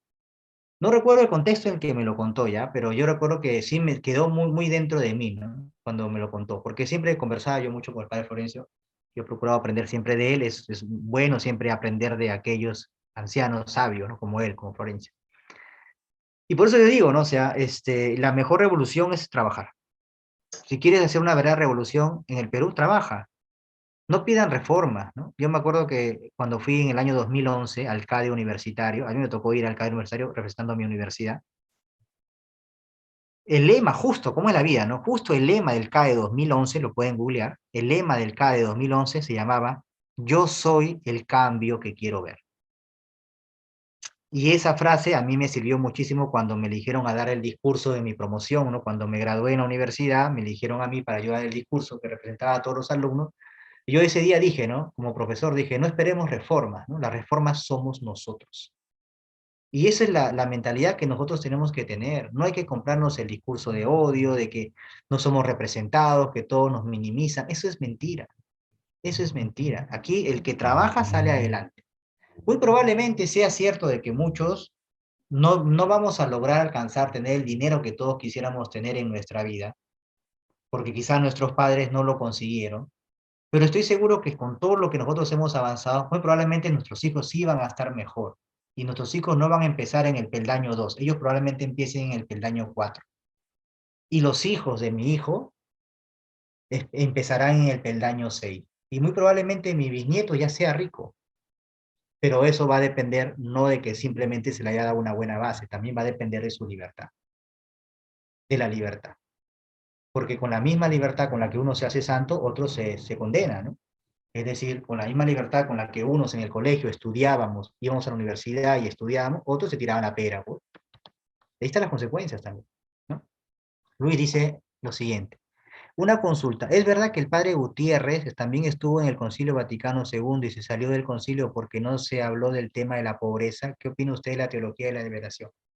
Bueno, es un tema largo, pero yo me sumo a lo que dice Loredo, de que la teología de la liberación es verdaderamente un salvavidas de plomo, ¿no? Un salvavidas de plomo para los que se están ahogando.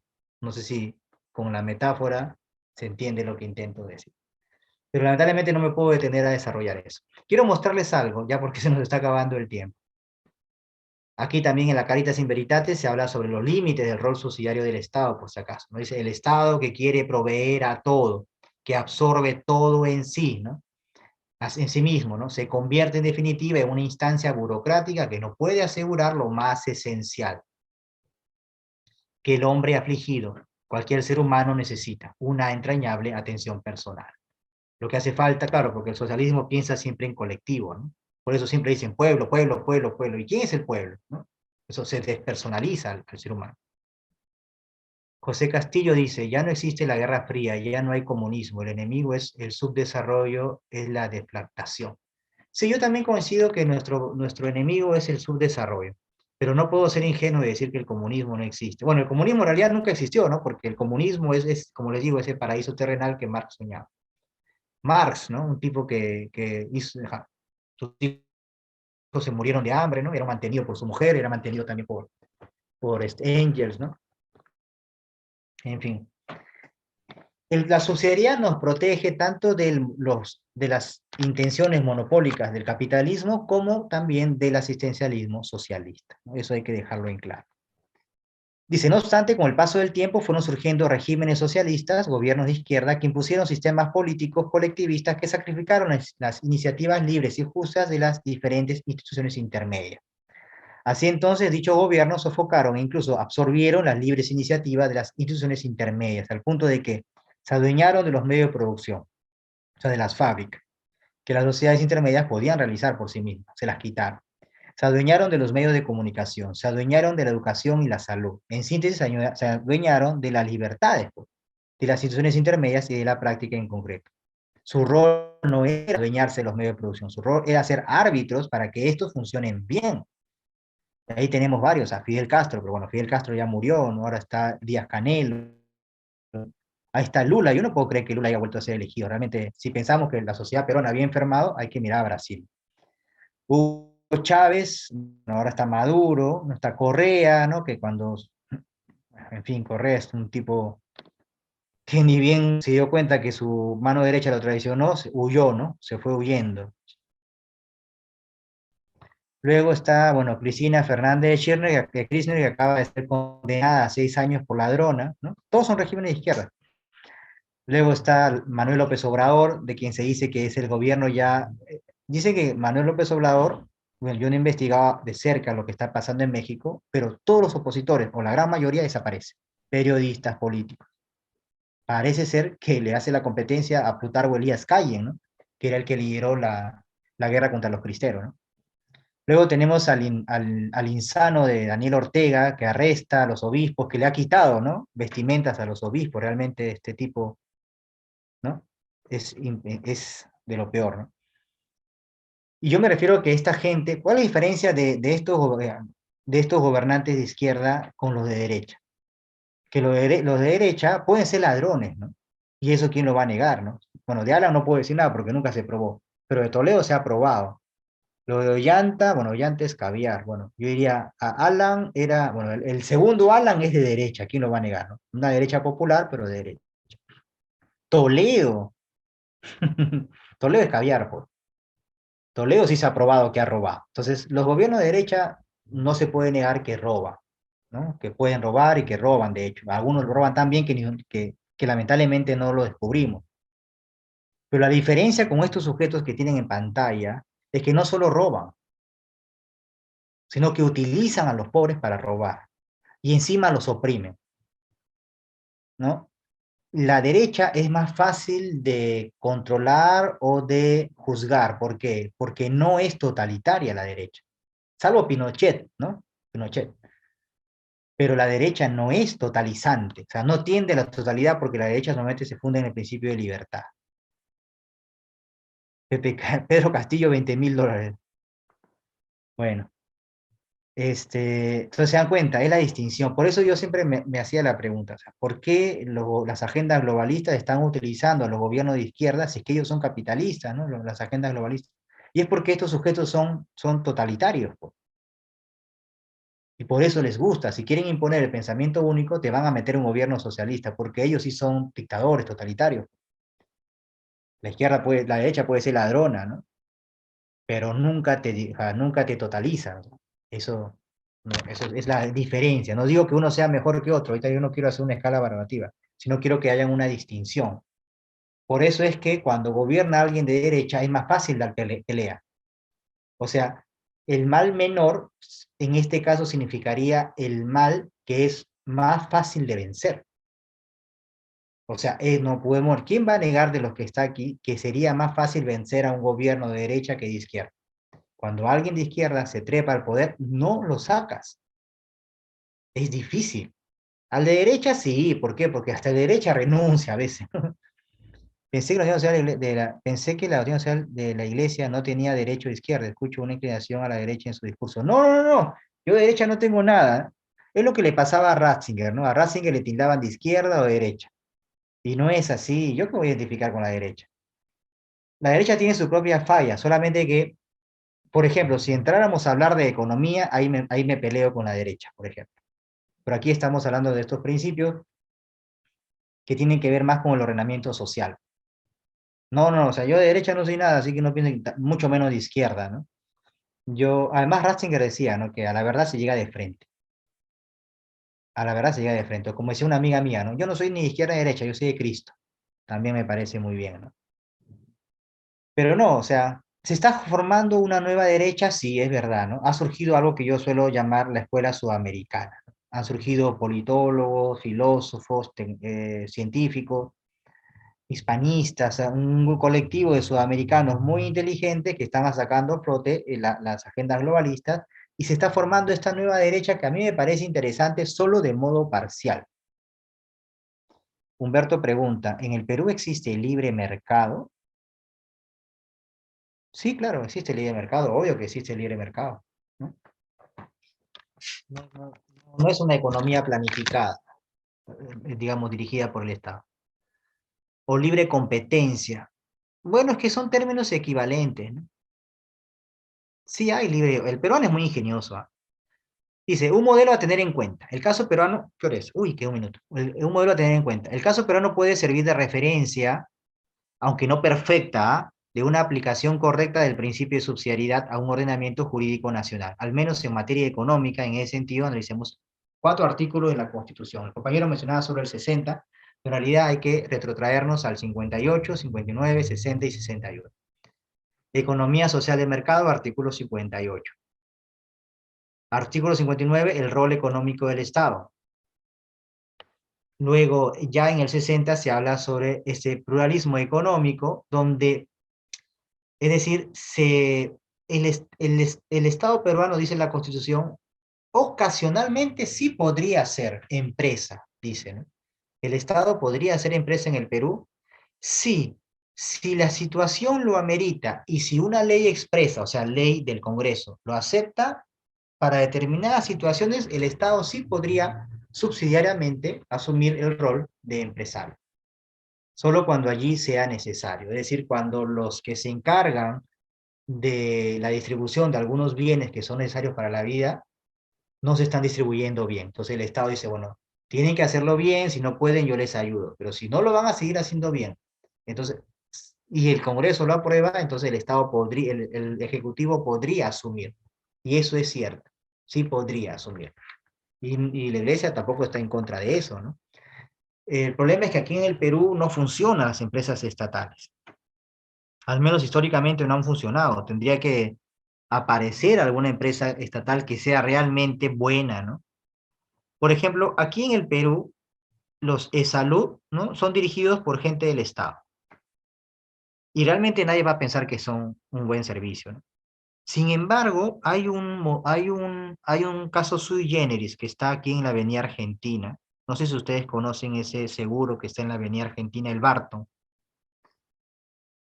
El Barton es de lo mejorcito que hay. Yo sé que algunos critican todo, pero realmente la gran mayoría de personas está de acuerdo con el Barton. Y curiosamente, hasta donde sé, es algo que haya cambiado, pero hasta hace 2 años o 3 años atrás, cuando yo hice la pregunta, el Barton no lo administra el Estado, lo administra una empresa privada española. O sea, es uno de esos modelos pilotos que se están haciendo con la idea de que la salud ya no lo maneje el Estado peruano, sino que lo manejen los privados. Y cuando uno entra al Barton, pues realmente piensa uno que está en la clínica, ¿no? El servicio es de calidad, las cosas son a tiempo, bueno, algunos, siempre habrá alguien que se queja, ¿no? Quizás porque ha tenido mala suerte o justa le tocó a alguien malo. Pero en líneas generales, no sé si ustedes conocen el modelo del Barton, a mí me parece muy bueno. El que está en la Avenida Argentina, al costado de Minca. Todo muy ordenado, ¿no? Los trajes, incluso se les paga más a los vigilantes. Yo le pregunté, ¿aquí te pagan igual? No, acá nos pagan un poco más, me decían. Es un piloto, ¿no? No sé si ocurre un caso similar en otro lugar, pero el Barton es un piloto en el que ya no lo estaría dirigiendo el Estado, porque históricamente parece que en el Perú no funciona el tema de que el Estado ejerza las labores de empresa. ¿Que en otros países funciona? Sí, ¿no?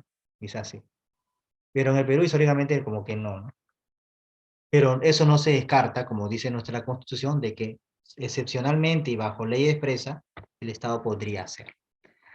Y por último, para terminar, nunca se olviden que cualquier iniciativa en nombre del principio de subsidiariedad, iniciativa política, jurídica, porque hasta también se pueden dar leyes como subsidios, ¿eh?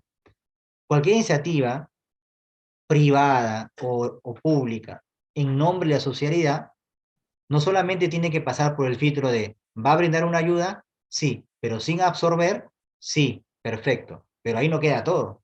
Hay que pasarlo por el filtro de los principios originarios. ¿Se dan cuenta?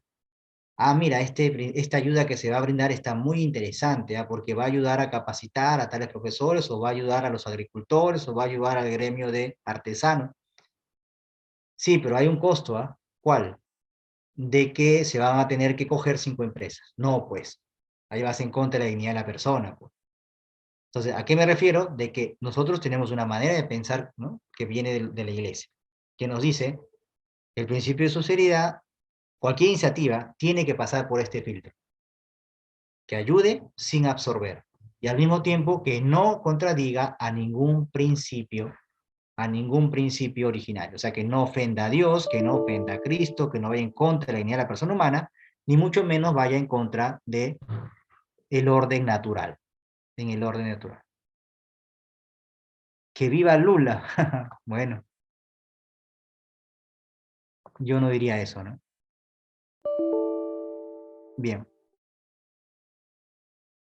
Entonces, hasta aquí hemos llegado al final del curso. Lo que aquí viene, bueno, es lo que a veces yo dejo de actividades, pero bueno, a usted no le voy a dejar tarea, obviamente. Esto era más un curso abierto sobre el que nosotros podíamos hablar y dialogar sobre el principio de subsidiariedad.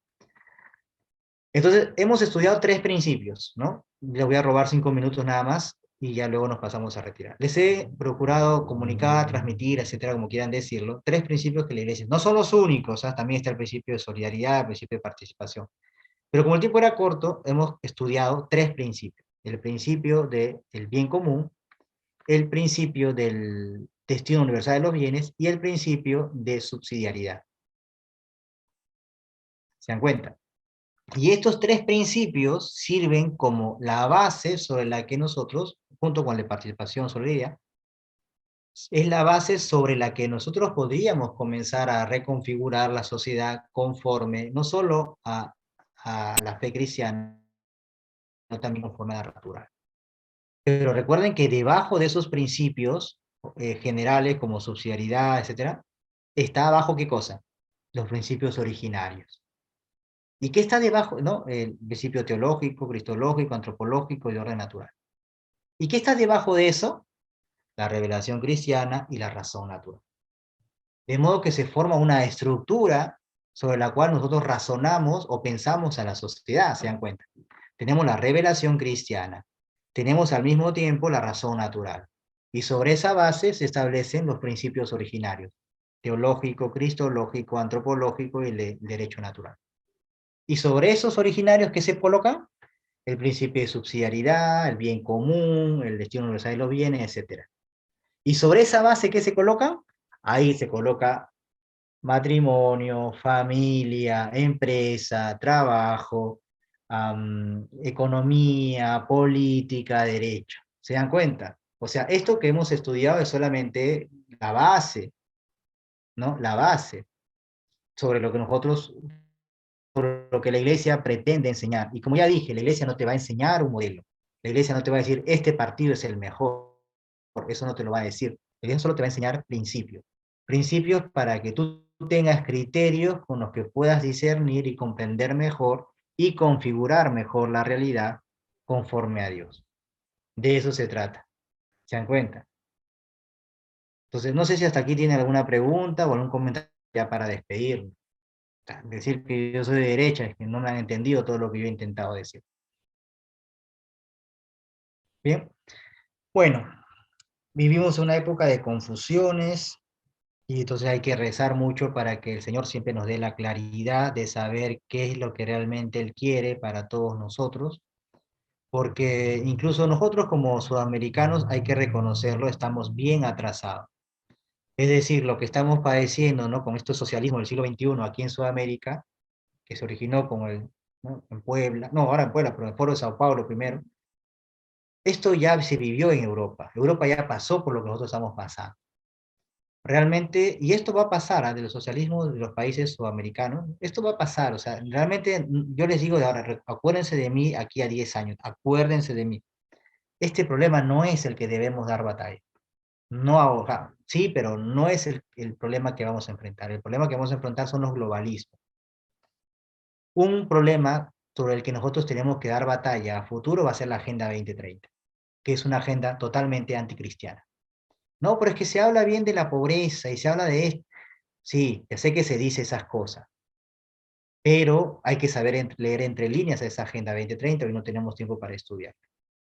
Se viene todo el tema del gran reseteo, ¿no? Schwartz, del Foro Económico Mundial, o llamado Foro de Davos, porque se vive en Davos por primera vez, ya publicó su libro llamado El Gran Reseteo, porque se quiere deconstruir. Esto comenzó incluso desde la época en que los universitarios salieron, ¿no? En el Mayo francés. Se quiere deconstruir todo. Se quiere, y obviamente, ¿cómo haces para deconstruirlo todo? Queremos reformular el concepto de hombre, el concepto de matrimonio, queremos reconfigurar el concepto de familia, que sea total, porque son herencias cristianas, dicen. Eso es occidental, eso es cristiano. Vamos a destruirlo todo. ¿Cómo lo reconfiguras? Entonces, no se me entienda mal, no es que yo sea de derecha. La derecha tiene sus propios errores, a los que también siempre le vamos a criticar. Pero si quieres imponer esas ideas, no lo haces con gobiernos de derecha, porque los gobiernos de derecha no tienden a ser totalizantes, ¿se dan cuenta? A ellos les importa la plata, la libertad, esas cosas, libertad con la que nosotros no compartimos, porque es un concepto de libertad deforme, ¿no? Ahí hay otras batallas que dar, ¿ok? Pero esa Agenda 2030 no va a entrar, difícilmente va a entrar por gobiernos de derecha. ¿Sabes con qué se impone eso? Con gobiernos totalitarios. Y la mayoría de los gobiernos totalitarios son de izquierda. Y eso es lo que yo intento decir, nada más. Si no sabemos diagnosticar bien qué debemos hacer, cuáles son nuestras batallas, nos vamos a equivocar. Terminamos con Marduk Fierro, que dice, ¿por qué la DCI le cuesta?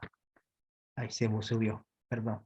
¿Por qué la DCI le cuesta mucho a los católicos tradicionales poder asimilar? No te creas, ¿ah? No te creas, ¿ah? Salvo algunos que hacen de la tradición una ideología y que están mal, pues. Pero muchos católicos sensatos sí, cada vez están abrazando más la DSI. El problema es que a veces convierten en la DSI y la inclinan, ¿no? Dicen, no, la DSI tiene más parentesco con el socialismo. Bueno, quien dice eso no ha estudiado bien la DSI, ¿no? Porque en muchas parroquias, dice, esos temas son pocos difundidos o tratados desde el párroco hasta en los grupos parroquiales. Sí, pues es una pena que no se difunda mucho la doctrina social de la iglesia, pero hay lugares en los que se están haciendo grandes intentos. Por ejemplo, a ver, ¿en dónde se está enseñando muy bien la doctrina social de la iglesia? Por ejemplo, la Universidad de Piura. Está haciendo un excelente trabajo ahí de enseñar, no solo a los alumnos, sino también a los docentes. La Universidad Católica de Trujillo ha puesto un curso de doctrina social de la iglesia en todas las maestrías. O sea, en todas las maestrías, si no sabían, ¿no? Esa que se llama Universidad Católica de Trujillo, Benedicto XVI, ha puesto, ¿no? En todos los programas de maestría, al menos de educación, les ha puesto un cursito de doctrina social de la iglesia. El social cristianismo no es doctrina social de la iglesia, por si acaso, no es. José Castillo dice, la lucha no es contra sangre ni carne, sino contra bueyes y principados de maldad diabólica. Sí, José, yo estoy de acuerdo contigo totalmente. Nuestro enemigo es el demonio. Esto está claro. ¿Quién puede odiar tanto al ser humano como para haberlo degradado a ese punto? Pero es así, ¿sí? Humberto dice, los que gobiernan en los países latinoamericanos son los poderes fácticos. No lo sé. Bueno, en Sudamérica se ha teñido de rojo, pues, ¿no? Está Lula, está Boris en Chile, está Albertito Fernández en Argentina, ahora está Petro, ¿no? Petro está en Colombia, ¿no? Ya se arrepintieron, ¿no? De haberlo elegido, muy tarde. En Bolivia, ¿no? Está el sucesor de Morales, no se diga de Venezuela, está Maduro. Profesor, realmente conoce lo que se vive en Brasil hoy y es un gobierno de derecha que está allá, qué pena. En Brasil, no, Lula no es el Partido de los Trabajadores, ¿no? El que fue involucrado por Odebrecht. No, el PPC supuestamente debió ser social cristianismo. Sí, pero el PPC no tuvo alcance, pues, o sea, tuvo una buena iniciativa, pero no tuvo. Lo que pasa es que no solamente se trata de tener partidos políticos inspirados en la DSI, o sea, no es suficiente con eso. Se necesitan referentes, se necesitan líderes. Eso necesitamos. Necesitamos que nosotros, que somos los laicos, sean líderes. Eso se necesita. Líderes. No, pero Lula ya ganó, pues hermana. Ya ganó Lula. Ya ganó Lula y se acabó. Lo más gracioso es que, bueno, quien ha sacado a Lula de la cárcel son los jueces que él mismo puso cuando era presidente, ¿no? Y no es que han dicho que sea inocente, por si acaso, quien está siguiendo bien el caso y está bien enterado, no crean que Lula es, Lula salió libre, no, no salió libre porque es inocente, sino porque han habido fallas en el proceso, dice, y lo han vuelto a foja cero. La típica jugada. No. Pero necesitamos líderes, eso sí necesitamos. PPC nunca defendió la DCI, no la visibilizó, eso sí, ¿no? No la visibilizó. Pero lo que necesitamos son líderes. Nosotros necesitamos líderes, jóvenes. Bueno, compañeros, amigos. Necesitamos líderes, referentes que estudien mucho y que quieran. Aquí, como le dije, en el Perú, el único partido que yo conozco de SI es el movimiento que se está formando, que se llama Acción por el Bien Común, del que yo no soy parte, por si acaso no vayan a pensar que yo estoy haciendo chair. Yo no soy parte de ABC, pero sé que hay gente que está estudiando la DSI con Burke y están haciendo un buen trabajo de a poquitos, ¿no? Y luego está Renovación Popular, que también es DCI, pero como dije, con matices evangélicas, como he dicho, ¿no? Que tampoco soy parte, apoyé sí, pero yo no soy parte de Renovación Popular. Pues, yo prefiero mantenerme al margen. ¿Aprista yo? No, no hay forma. ¿Aprista yo? No. ¿Aprista? No. No hay forma. No, yo no soy de ningún partido en sí. O sea, me gusta apoyar los partidos que considero que son la mejor opción, según mi criterio, por supuesto. Pero no. No, porque si no pierdes objetividad, ¿no? No conoces el FDSC. ¿Qué significa? Bolsonaro 2022 es de derecha. Lo que pasa es que Bolsonaro fue muy bueno en el sentido de que defendió a la familia, el matrimonio, ¿no? Obviamente Bolsonaro es pro vida, ¿no? Pero luego no tiene el carisma, pues. Bolsonaro, también se le crearon muchos mitos, ¿no? Se le crearon muchos mitos. Miren, para que vean cómo manipulan a la gente, ¿no? Porque a la gente las manipulan muy bien, ¿no? Te presentan a un Obama como que es el gran tipo, ¿no? Cuando el tipo es un maldito, ¿no? O sea, él financió las clínicas aborteras del mundo, él mandó misiles a Irak, y lo nombraron Premio Nobel de la Paz. No, Premio Nobel de la Paz, ¿no? O sea, te inventan cosas, pues, pero en fin. Rodrigo dice, no hay ningún partido que se rija. A ver, vamos a esos comentarios, ¿ya? Rodrigo dice, no hay ningún partido que se rija completamente por la DCI. No vale la pena apoyar tan pasionalmente a ninguno. No, pero bueno, partido, no. Partido, bueno, Renovación Popular sí, porque supuestamente en su diario dice que se fundamenta en la doctrina social cristiana. Pero que ya les dije, con matices evangélicos, hay que estar atentos también. Humberto dice, debería fortalecerse más gobernanza, no solo legalidad, sino legitimidad de las instituciones. Es que todos tenemos que trabajar, Humberto, para legitimizar las instituciones. El problema es que no se hace nada, se busca solamente los intereses, y eso está mal. Mardú dice, es la versión brasileña de con Keiko hubiese sido peor. No voy a pensar que con Keiko hubiese sido peor ya es perder, o sea, estar fuera de la realidad, ¿no? Estar fuera de la realidad. Lo que ha hecho este presidente de Castillo va a pasar a la historia como el peor de los gobiernos, pero al menos de las últimas décadas. Bueno, si no tenemos partido, inventemos uno, ¿no? Algún día, que sea totalmente basado en la DC, ¿no? Pero Trump pro vida por conveniencia. No lo sé, yo sí ya ahí sí no he estudiado mucho Estados Unidos, pero no, Trump no se explica a la gente cómo es que gana Trump todavía. Pero bien, el mundo está de cabeza, queridos amigos. El mundo está de cabeza. Entonces, hay que cuidarse mucho de los medios de comunicación porque nos van a decir lo que ellos intentan, que quieren que creamos, ¿no? Así que hay que tener cuidado. Y me despido con estos últimos mensajes porque tampoco los quiero aburrir. Dice, profesor, realmente se me interesa escuchar eso sobre Brasil. Sí, claro. Sí, sí, bueno, no, tampoco diga Brasil. Yo no he dicho Brasil, yo he dicho Lula. Ya, no usen eufemismo. ¿Ah? No repita más que Bolsonaro defendió a la familia. Las familias están destruidas por él, divididas. Ah, sí. ¿Y me puedes mostrar una prueba de qué es eso? Porque siempre hay que pedir pruebas, ¿no? ¿Qué opinas sobre el papel de los medios de comunicación en el país? Aquí yo no confío. Están tomados por los caviares. ¿Qué vas a creer?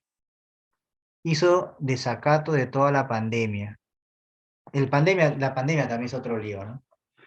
Mejor un provida por conveniencia que un católico abortero. Muy bien dicho, Marduk, muy bien dicho. Muy bien dicho. No lo hubiese dicho mejor. Susana Pinillas, Integridad Perú, no, ¿es un partido? No sé.